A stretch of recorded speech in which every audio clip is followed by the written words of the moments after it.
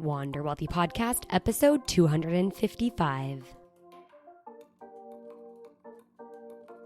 Welcome to the Wander Wealthy Podcast. My name is Tess Wicks. I'm the founder of Wander Wealthy, host of this show, and financial coach turned business coach for all of my fellow money coaches around the world. Here on the podcast, we talk all things business, building your specific money coaching, financial coaching, or even money mindset coaching business, where the focus of your work is really on the finances of your clients or the money relationships of your clients. Here, you'll learn how to become a better business owner by learning about marketing, selling, and even building a scalable coaching business and coaching program. But you'll also learn about how to become a better coach because let's face it, there's not a lot of places, especially on the internet, to go to find out about how to become a better money coach specifically and talk about that rather, but unfortunate to all of us, taboo topic of money. So this is it, and I created it. And today I wanted to talk about the inner workings of your business and specifically a roadblock that keeps so many financial coaches stuck, which is selling. And even more specifically, I want to share the 4 sales beliefs that keep financial coaches clientless and what you can do instead, how you can reframe those beliefs and really help yourself and support yourself in getting clients so you can build this business and make the impact that you've always wanted to make.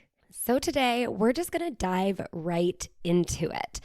Usually I do a little shout out to our sponsor, but honestly, if you want to support this podcast and support Wander Wealthy as a business and keep learning from me, head to wanderwealthy.com and check out some of the things that we have available for you to help support you in your coaching business. And that's all we need to say today when it comes to an ad break, if you will. Because you know what? I just want to get into this material. So the first thing I want to start with is something that I think a majority of my clients, and I know I also experienced this when I started in my business. And the belief, and it's also kind of a feeling that develops as well, is that selling is icky. Okay? Now I want you to think about where this belief came from for you specifically. And I'd probably argue that a majority of us have this belief, and for a majority of us, it probably came from somehow the same place, right? It probably came from your childhood and you experiencing the frustration that maybe your parents had with people who were trying to sell them on something or into something or actually something. And over time, you started to pick up that information, that understanding that, oh, selling is icky. And this is kind of at the forefront of so many entrepreneurs' problems, and especially money coaches who feel, I think, another level of ickiness when it comes to selling because we have the awareness that in order to work with me, it's going to cost money because it needs to make sense for me financially, but also just from a healthy, profitable business perspective, it needs to make sense for my business too. Like there has to be money coming in the door so that I can pay either people eventually, or at least, pay to have my website up, pay to get the tools and materials that I need to properly deliver the value and the program that I've promised the person, right? So we understand that we need to make money and that the client needs to pay for this effort and this work. But we also know that the work that we want to do with our clients is around their money, is around their behaviors and their, potentially bad behaviors of finances, the bad habits that they've developed. And, that could be overspending or getting themselves into debt in kind of an unconscious way or whatever it is. And so we're kind of putting our clients and ourselves in this predicament of, okay, in order to work with me, money needs to be exchanged, but also I know that that is the problem that I'm here to help solve. And so we've talked at length about, different ways to change that mindset, right? About understanding like the catch-22 of charging for your money coaching. And there's an episode that you can check out over at wonderwealthypodcast.com to get that question answered. Like, how do you wrap your mind around this? But what I want to kind of point out today is that this catch-22 can add to this overall feeling or overarching feeling that we experience as entrepreneurs of, oh, selling is icky, because selling is really just a money grab. So I believe that the deeper underlying issue here is that belief, is that, oh, you just want to make money and that's why you're selling to me, and there's no kind of real underlying follow through. And this, again, could come from you as a child kind of witnessing your parents, or maybe you've experienced an actual icky situation when it came to someone selling you something. And maybe you even went that step and purchased the thing and it ended up being kind of an icky, bad deal. So with that knowledge, here's the other kind of frame I want you to look through when it comes to selling, okay? I want you to think about all the things that you have purchased in your life, all of the good experiences that you have had when you hired someone, maybe a professional, or even when you've just exchanged money in a situation where you had to buy something. And maybe take it the step further and think of something of significant value. Think of something where you did spend a chunk of money where you didn't know if it was going to be, just a risk of you potentially tossing out the door. And, that could be anything from buying a piece of furniture for a significant amount of money and not knowing if you were going to like it, or not knowing if it was going to be comfortable. But it could also be, paying a significant amount of money for something like a service, or investing in kind of an ongoing thing like therapy or facials, or anything, that is sort of a service. It's paying and having an exchange of value for the exchange of value. So paying money to get whatever service was being provided. And I want you to think about the situations where you were so happy you did that, where you don't regret it at all, where you definitely felt like you got the value out of it or a return on that investment. And I want you to sit into that kind of frame of mind. And then while you're kind of sitting there thinking about those examples, I want you to reflect on the fact that without selling, none of those experiences or none of the value you received from whatever that thing is that you purchased could have happened, right? Selling has to happen so that people can have a good experience, or so that people can actually get a return on investment, or so that people can get the value out of whatever it is that they're paying for in life. At some point, selling has to happen. And truthfully, at its core, selling is the entry point to this transformation that you're about to provide when it comes to your financial coaching. It's really just that first initial exchange of value with your clients that allows them and you the opportunity to take that next step forward, so that they commit to doing the work, you commit to providing everything that, they paid for and then some. Obviously, we always go above and beyond in terms of support and accountability and everything that we offer beyond just the words that are on the sales page, and for them to actually experience that transformation.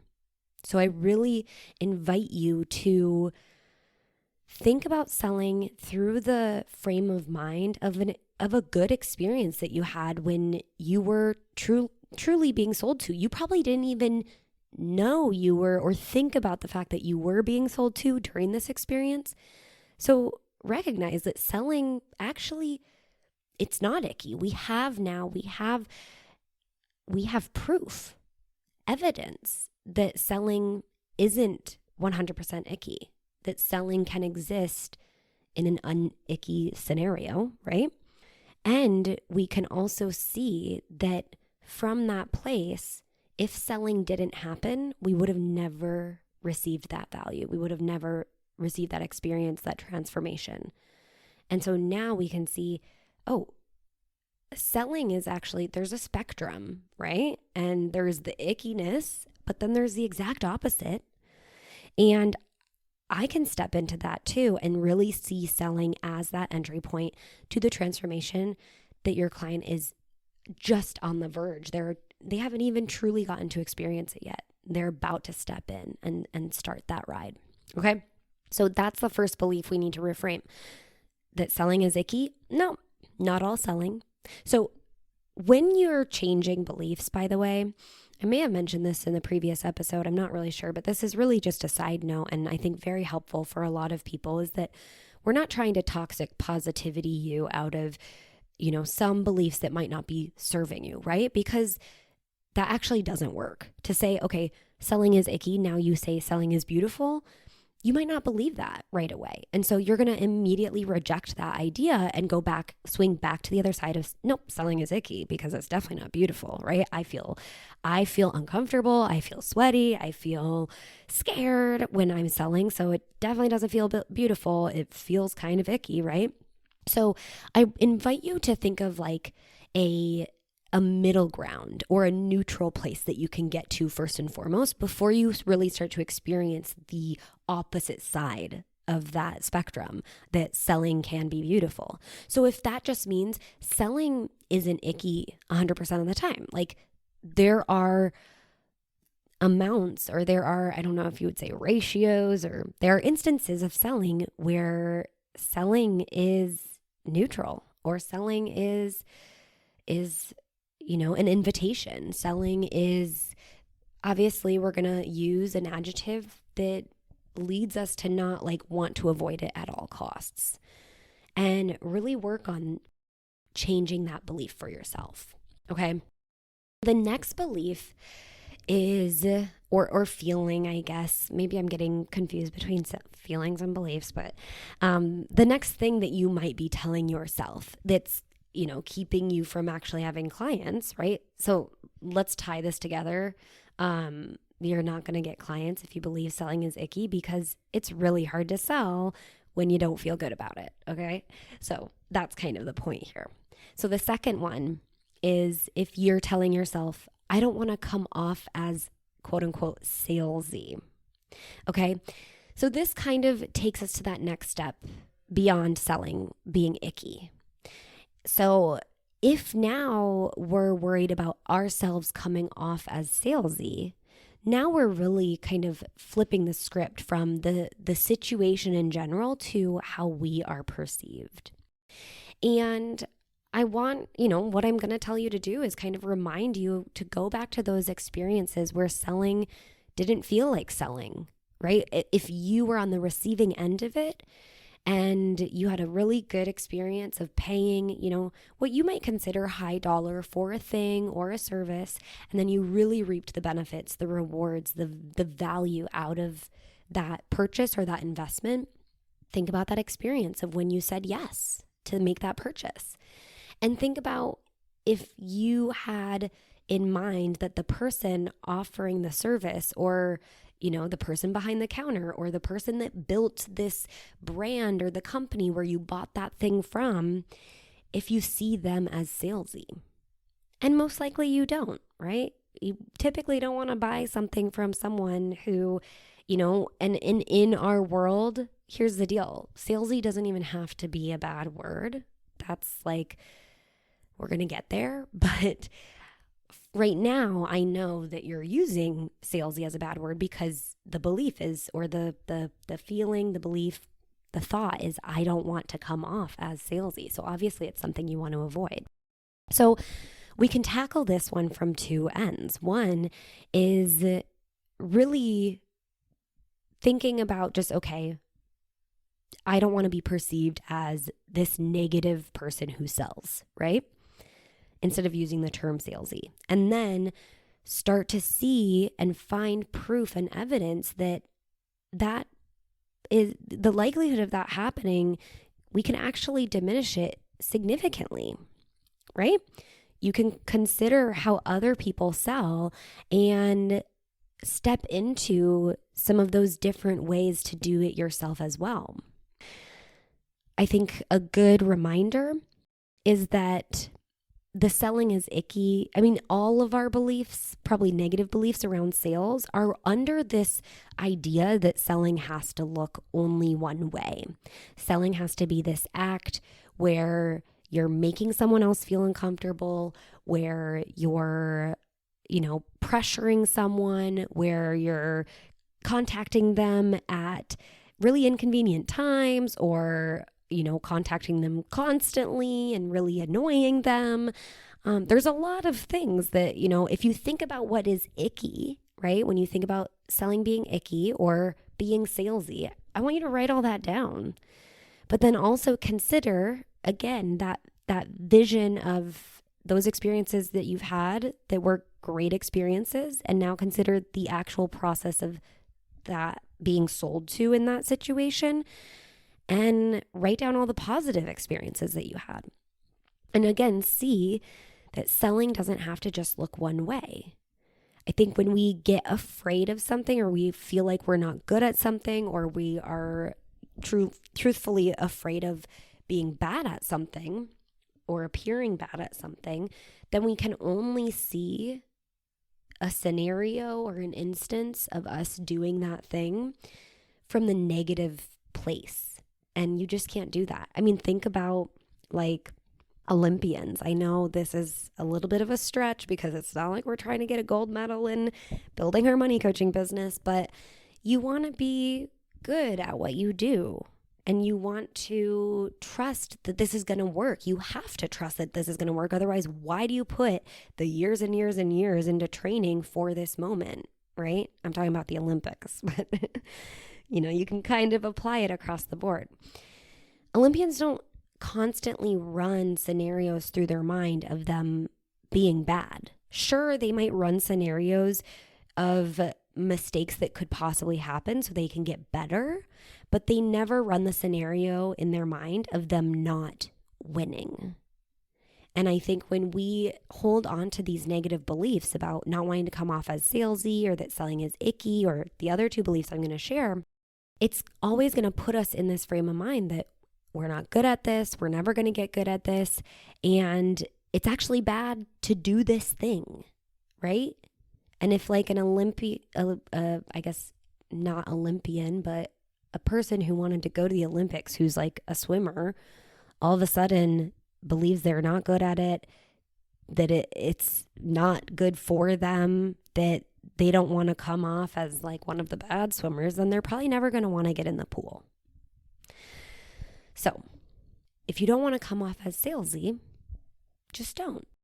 Again, I know that that's like jumping to the exact opposite, but I really want you to think about the fact that to sell is to be in business. Without sales, there is no business. Therefore, it's safe for you to run your business with the intention to sell your offerings, right? Being salesy is actually a neutral term. I'm salesy because I have to sell. It's like I'm being a person, right? I'm being a business owner. In order to be a business owner, you have to sell. In order to be a person, you have to breathe. So salesy doesn't necessarily have to be a negative word. Now we have programmed it in our mind to be negative. So think about a new way that you can call yourself when you're selling, obviously. But it's just something that everyone does. And it's neither good nor bad because we've all, again, experienced and have evidence and proof of those experiences where it's not icky, it's not a bad thing, and it's not, from the negative end of this word and the meaning we put behind it, salesy. It's just how we were able to initiate that transformation, but ultimately get the value out of it. Okay. The third belief is I hate sales. So this kind of goes back to my Olympian metaphor, right? If you just decide that you don't like it, you're not going to do it. And the truth is, we never like things that we aren't good at yet. Obviously, like all things, selling takes practice. Selling takes time to find your groove and figure out what works for you and what doesn't. And being open to the idea that yes, you might fail once or twice or more, many more times. Yes, you might be rejected. Yes, you might stumble over your words. Yes, you might call the person by the wrong name. You might completely botch the entire thing, but you also might succeed. You also might be able to have a really good conversation and get rejected, but in a way where you don't feel bad at all. You feel actually good about the situation. Maybe they weren't a good fit, right? Selling is really an experiment in many ways to continue to improve and really find what works for you. And all those good experiences that you may have had in your past of being sold to, I can guarantee you that has come from someone really feeling out what works for them and how they want to approach this conversation that they're about to have, right? This connection that they're about to create and this invitation to a transformation. So instead of I hate sales, I invite you to say to yourself, I haven't yet found my comfort with selling. I am practicing, I am improving, and I'm learning to love the sales process a little bit each and every day. Okay? The last belief that keeps financial coaches clientless is I'm bad at sales.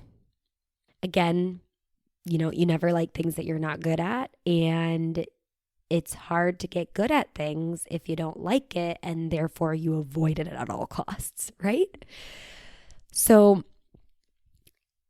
it's also easy to take on this belief that you're bad at something when you aren't getting the results that you're looking for. But when it comes to selling, that doesn't necessarily mean that you're not good at it. There's a lot of other things that you might need to uncover to really understand what's going on there. Maybe it's the marketing that's attracting the wrong type of people, or maybe it's that, again, you just haven't found your groove, but that doesn't necessarily mean that you're bad at this thing. I think you can always have this belief that there's room to grow and there's room for improvement. And it's also just the fact that none of us have really been taught how to sell, right? And a lot of us have been probably taught how to sell in the wrong way, or in a way that, again, makes us go, well, I don't want to do that. I don't want to be salesy like that. Selling like that is really icky, right? So we definitely don't want to do that, which makes us hate it, which makes us be bad at it because we never continue to work. And the truth is, you can get good at sales using those icky salesy tactics that rub you the wrong way. That's the truth, because anything that you work at and that you're no longer a beginner at, you will improve, right? You will get better, whether you enjoy it and you think it's totally cool or not. But you're allowed to do sales differently. You're allowed to find your way of selling that feels exploratory, that feels expansive, that feels safe, and that feels, transformational for you and for all your potential clients who are going through that sales process with you. It just might take you a little bit of time to find that. So here's the alternative belief I want you to tap into for this one. It is safe for me to be a beginner, to experience with new approaches, to try and try again, and to improve over time. Okay, none of us are great at sales right out of the gate. Most of us have never sold a thing, and now we're supposed to just sell ourselves, which is not what I want you to think, but I think that's what all beginners think, right? We're just supposed to sell parts of my calendar out into the world and say, okay, this is how much it costs. How can I do that? Everyone's a beginner when it comes to that. But there is an approach that you can learn, but you also, I want to invite everyone to realize that you don't have to just take someone's approach and apply it. You can also make it your own and do the things that allow you to feel good and feel safe and what you believe is going to create that most inviting and expansive situation for your ideal clients. All right. So those are the 4 sales beliefs that are keeping financial coaches stuck, but I've also provided you with some alternative ways to think about these things. And, if you need to take them, write them down as affirmations that you can repeat to yourself on a regular basis, because what we repeat to ourselves, we start to believe, we start to embody. And I know it sounds a little weird, but that is how brainwashing works. And if we can brainwash ourselves, at least for good things, let's do it. Okay. Let's do it so that we can change more lives and, build the business that we've always wanted to build. Okay. If you want to get your hands on something, I'm going to let you in on a little bit of a secret. I have a simple sales masterclass. Simple is an acronym for my kind of like best sales tips, I guess you could say. It's a 90-minute masterclass, and it is available for purchase when you purchase the pricing formula. So if you haven't gotten into the pricing formula, it's a super low cost offering at $27 that walks you through a calculator and all the mistakes you might be making and different ways to approach pricing in a way that is also expansive and inviting and transformative. But when you purchase the pricing formula, you'll also be invited to join the Simple Sales Masterclass.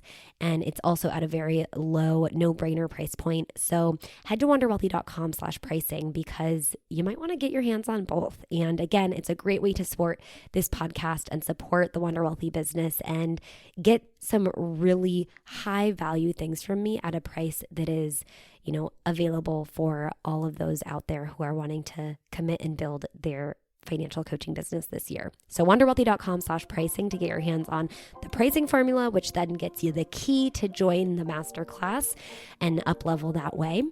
And if you want to check out the show notes for this week's episode, head to wonderwealthypodcast.com. Thanks so much for hanging out with me today.